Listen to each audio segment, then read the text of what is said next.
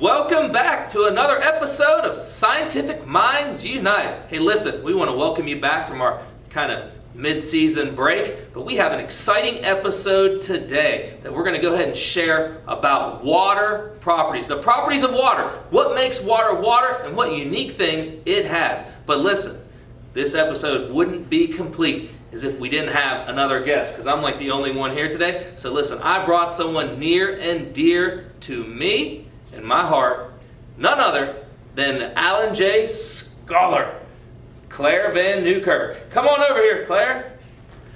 This is my wonderful, amazing daughter, and she's going to demonstrate the property of cohesion by dropping water onto a golden dollar piece.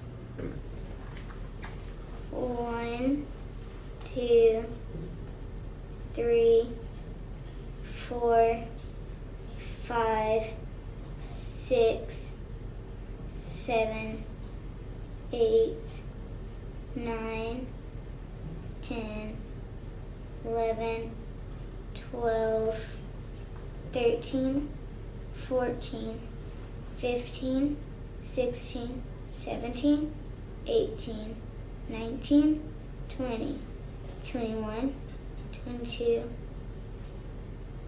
23, 24, 25, 26, 27, 28, 29, 30.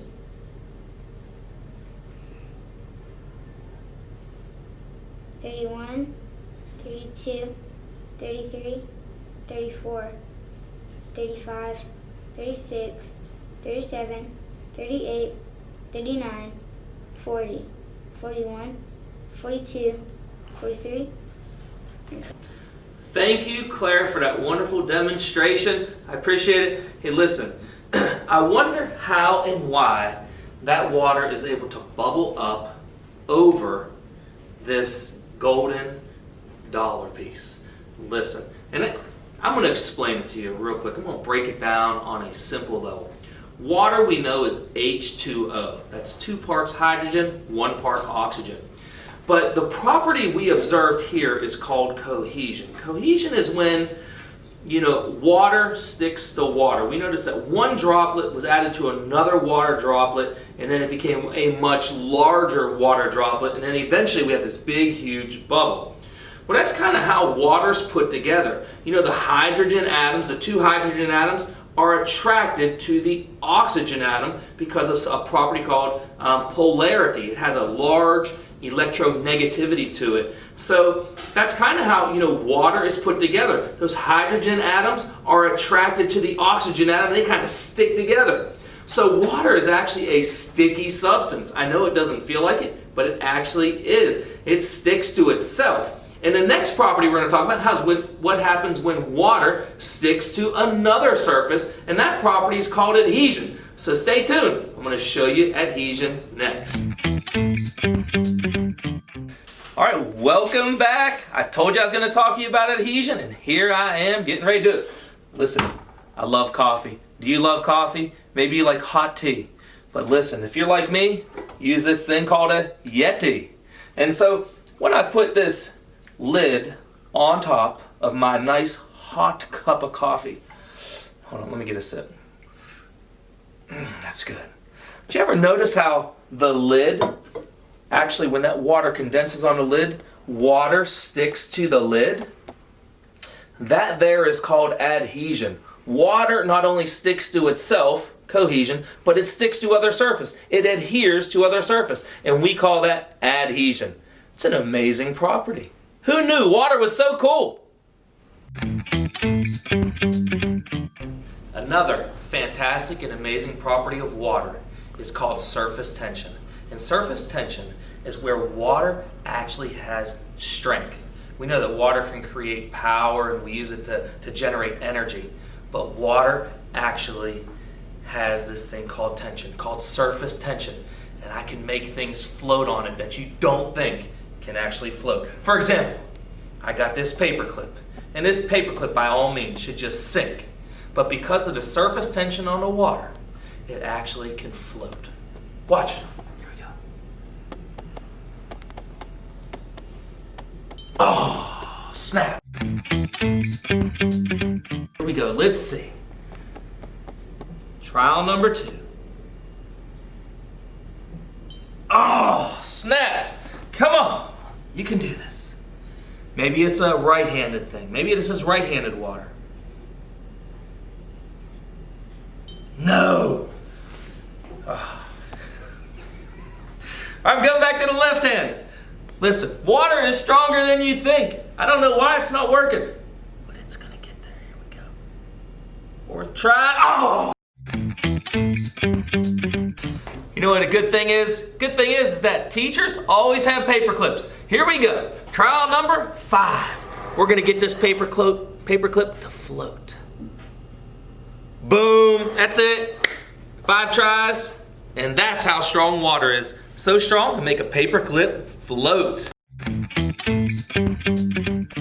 All right, so I know many of you are curious. How in the world did I get 1 paper clip out of 5 to float? How, and that just comes back to cohesion. You know, we said that water is sticky. Well, the problem was that each time I put my hands in the water, my hands became wet. And every time I touched the paper clip, I would have a little bit of water from my fingers actually kind of touch the water, and then the stickiness of the water in the jar would actually pull and stick to the paper clip, and it pulled it down to the bottom. So what I had to do was I had to completely dry my hand, had to completely get a dry paper clip, because all I wanted was the water to adhere to the paper clip. And that was a little bit of an adhesion, and then of course a little bit of cohesion. But the cohesion is what created the surface tension. It actually created a strong bond and didn't allow the paper clip to sink.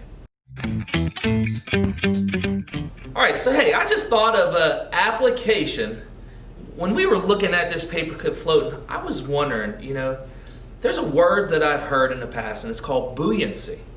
Buoyancy. You might have heard of the word buoy. Seen these nice big huge plastic spheres floating out in the ocean, buoys.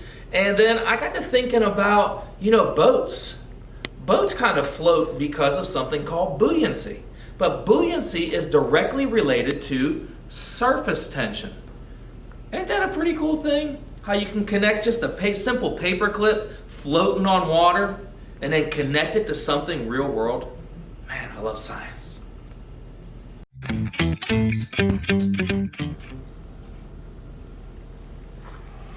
right, welcome back. Hey, we got another property. I love, you know, I was in the Caribbean Ocean. I was watching those big cruise boats go by, and, you know, I was just out there, and I noticed something. As I was swimming. It was very, very difficult for me to sink. Usually when I just get in a swimming pool, you know, fresh water, I just sink like a rock. But I was out there swimming in this beautiful saltwater reef, and I noticed that I was having a very difficult time sinking, which is atypical for me. And so I got to thinking then about golf, because I love golf. I was out on a golf course and I hit my ball into the water, and immediately it sank.